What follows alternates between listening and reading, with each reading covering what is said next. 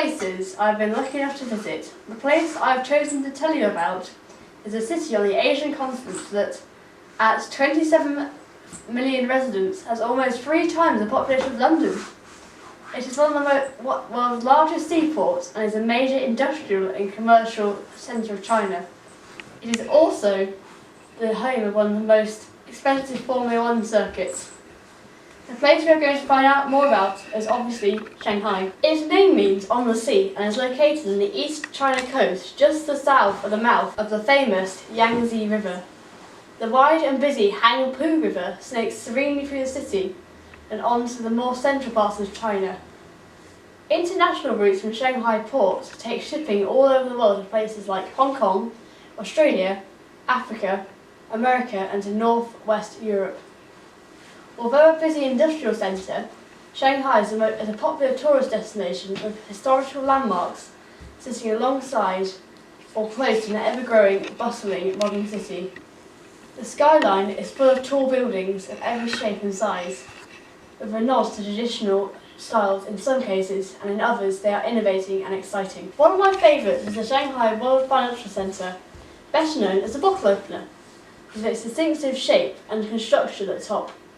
Originally begun back in 1997, construction stopped because of the Asian financial crisis towards the end of the century. It was eventually completed in 2008 and instantly became the world's tallest hotel.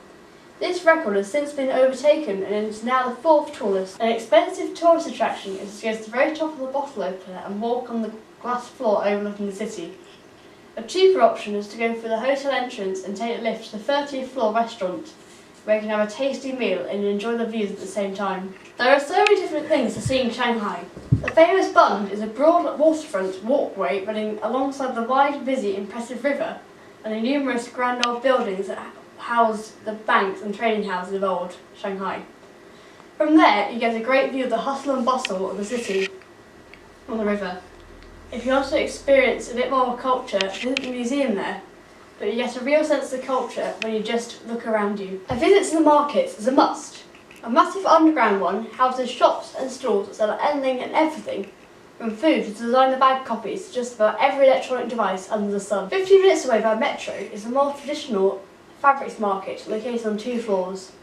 Here you can find everything you need, from everyday clothes and curtains to glamorous evening suits and dresses, all tailor-made and often ready the very next day.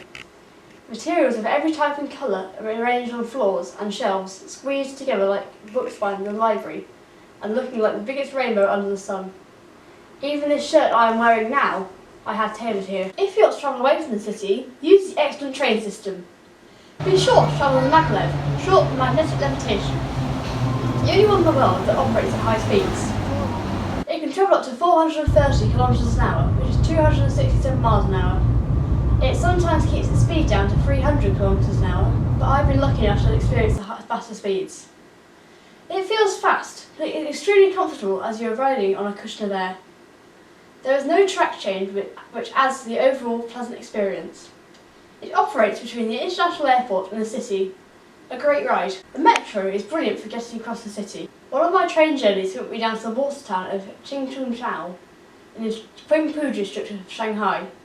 It's an area of waterways and canals with 36 ancient bridges and traditional Chinese-style homes. A great place to spend half the day before enjoying the return train journey. Shanghai is quite a safe place to visit with little crime that affects tourists.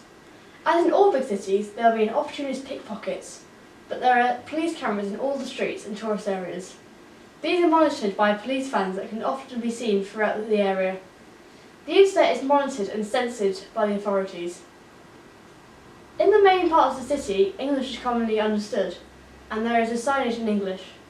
Be prepared though, when travelling outside these areas and on public transport, with the exception of the excellent metro system, to see nothing but Mandarin signs and for English to be less commonly spoken. If you're unfortunate enough to need assistance, there is a British consulate in Shanghai, and consulate staff can offer practical advice, help and support. Finally, if I have tempted you with this taste of Shanghai, what time of year will you make your visit? This is certainly something to think about. The most popular tourist season is during the summer, when the temperatures are at their highest, and you may also be caught in frequent rain showers. In wintertime, it could be chilly, which will spoil your enjoyment of walking around and exploring the sights. I think the best time to go is from October to November, a short autumn season, but the temperatures are comfortable and it is not so crowded. Whichever time of year you choose, make the journey to this amazing city and have fun, and don't get too wet. If you want to travel away from the city, use the excellent train system. Thanks! Thanks, Grandma!